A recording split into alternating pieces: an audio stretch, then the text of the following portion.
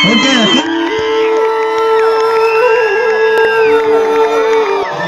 అండి. అమ్మమ్మ గారు ఎలా ఉంది? అమ్మమ్మ వాళ్ళ ఇంట్లో అందరూ బాగున్నారా? పెద్ద పండక్కి అదే మన మకరుడు వచ్చే మకర సంక్రాంతికి అందరూ మీ అమ్మమ్మ వాళ్ళ ఊళ్ళు వెళ్ళిపోయారా? అందరూ బాగున్నారా? మీ ఫ్రెండ్స్, మీ చుట్టాలు, మీ బంధువులు అంతా?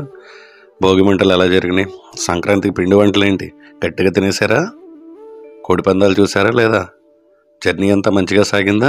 దూర ప్రాంతాల నుంచి మీరు వెళ్ళాలనుకునే గమ్యస్థానాలకి మీ గమ్యం అంతా బాగా జరిగిందని, బాగా జరగాలని, అందరూ ఎప్పుడు బాగుండాలని, సుఖ సంతోషాలతో ఉండాలని కోరుకుంటూ వీడియో అయితే స్టార్ట్ చేస్తున్నా భోగితో.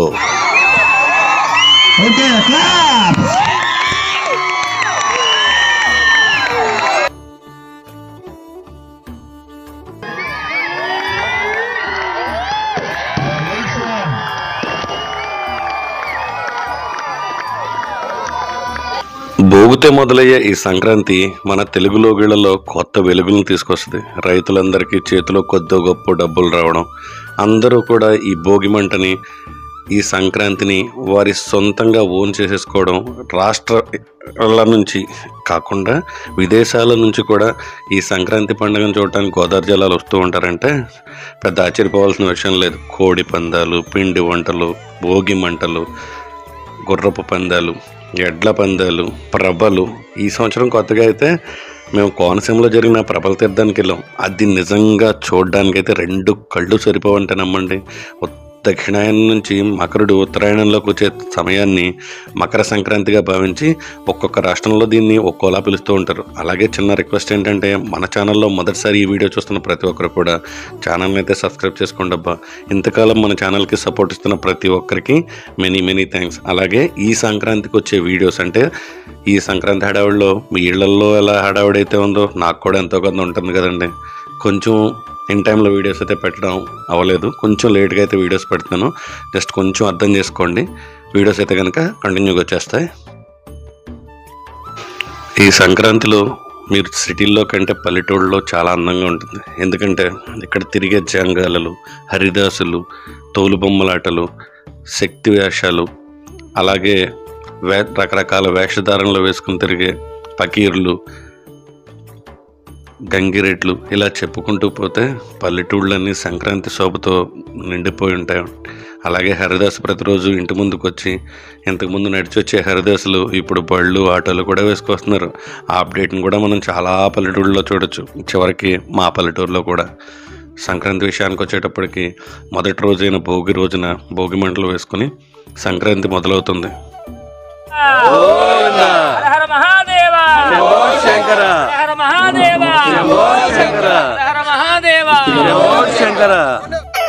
ఈ సంక్రాంతి వీడియోస్లో మేము చాలా తక్కువగా కనపడతాం. ఎందుకంటే ఎక్కడైనా టూరిస్ట్ ప్లేసెస్కి వెళ్ళినప్పుడు సింగిల్గా ఉండడం, బ్లాగింగ్ చేయడం ఈజీయే. కానీ హడావిడిలో ఈ సంక్రాంతిలో నేనుగా అయితే కనుక ఛానల్లో చాలా తక్కువగా అయితే కనపడతాను. సో ఇదైతే ఒక్క విషయం అర్థం చేసుకోండి. నైట్ సంక్రాంతి హడావిడి అయిపోగానే, అంటే భోగి హడావిడి అయిపోగానే మళ్ళీ ఉదయాన్నే భోగి మంటలతోనైతే మళ్ళీ ఫ్రెష్గానైతే స్టార్ట్ అయిపోయిందనమాట. ఇక్కడ నుంచి ఊళ్ళో జరిగిన చిన్న ముగ్గుల పోటీలు అయితే పెట్టాం. ముగ్గుల పోటీల్లో నెగిన వాళ్ళకి మాకు చేతనైనంతలో మేమైతే కనుక ప్రైజ్లు అయితే ఇవ్వడం జరిగింది. ఈ కార్యక్రమాలన్నీ కూడా ఒక్క మా విలేజ్లో అనేది కాదు, 2 తెలుగు రాష్ట్రాల్లో ఇలాగే జరుగుతుంది. ముఖ్యంగా అయితే ఆంధ్రాలో, గోదావరి జిల్లాల్లో అయితే మీరు చెప్పుకోని అవసరం లేదనమాట. ఎందుకంటే సంక్రాంతి శోభ అనేది ఇక్కడ ఉట్టిపడ్డట్టు ఉంటుంది అనమాట. పిండి వంటలు, ఎందుకంటే మనవరాళ్ళు వస్తూ ఉంటారు, అమ్మమ్మలు, నానమ్మలు, వీళ్ళంతా ఒకటైపోయి మేనత్తలతో పాటు కూర్చుని పిండి వంటలు చేయడం, దూర ప్రాంతాల నుంచి జర్నీ చేసుకుంటూ వచ్చి సంక్రాంతి సంబరాలను చూడటానికి ఇతర రాష్ట్రాల నుంచి, ఇతర దేశాల నుంచి కూడా సంక్రాంతిని చూడటానికి గోదావరి జిల్లాలో వస్తారంటే అతిశయోక్తి ఏమీ కాదు. రకరకాల పిండి వంటలు అండి. ఏ ఫ్రెండ్ ఇంటికి వెళ్ళినా, ఏ చుట్టాల ఇంటికి వెళ్ళినా కూడా మనకు ముందు ప్లేట్లో అయితే అరిసెలు, గారెలు, బూరెలు అని పెట్టి మొత్తం తీసుకొచ్చి పెడేస్తూ ఉంటారు. అలాగే ఈ సంక్రాంతి సందర్భంగా ఊళ్ళో ఉండే లేడీస్ కానీ, అదేవిధంగా యువతలు కానీ పెట్టే రంగవల్లులు అయితే వేరే లెవెల్ అయితే ఉంటుంది. తెలుగు లోగళ్లలో ఎంతో ప్రతిష్టాత్మకంగా జరిగే ఈ సంక్రాంతికి రైతులకి, ఆవులకి, గోవులకి వీటన్నిటికీ చాలా ప్రత్యేకమైన పాత్ర ఉంటుందన్నమాట. అందుకనే సంక్రాంతి రంగవల్లుల్లో ఈ రైతులను ఉద్దేశించి కానీ మన ట్రెడిషన్స్ని ఉద్దేశించి చాలా ఎక్కువ మంది ఇలాంటి బొమ్మలు వేయడం అయితే మీరు చూడవచ్చు. ఇదంతా కూడా మేము పెట్టినటువంటి ముగ్గుల కాంపిటీషన్ అనమాట. ముగ్గుల కాంపిటీషన్లో చిన్నపిల్లల దగ్గర నుంచి పెద్దవాళ్ళ వరకు ప్రతి ఒక్కళ్ళు పాల్గొన్నారు. ఈ సంవత్సరం అయితే మేము కొత్తగా అయితే స్టార్ట్ చేసాం. చాలామంది వాళ్ళకి ఇష్టమైన రీతుల్లోనైతే ముగ్గులు వేయడం కూడా మీరు గమనించవచ్చు. సంక్రాంతిలో మీరే హడావిడి చేశారు? కోడి పందాలకు వెళ్ళాలో లేదో కింద కామెంట్ సెక్షన్లో కామెంట్ చేయండి. అలాగే ఇతర ప్రాంతాల నుంచి, అంటే తెలంగాణ నుంచి, ఇతర రాష్ట్రాల నుంచి వచ్చిన మీ ఫ్రెండ్స్ని కానీ మీ బంధువులు కానీ ఎక్కడెక్కడికి తీసుకెళ్లారు? మీకు ఏమన్నా ఐడియా ఉందా? ఉంటే కనుక కామెంట్ సెక్షన్లో కామెంట్ చేయండి. అలాగే గోదావరి జిల్లాలో అయిన ఉండి కోడి పందాలు చూడలేని వాళ్ళు కూడా నాలాగా కామెంట్ సెక్షన్లో కామెంట్ చేయడం మర్చిపోద్దు.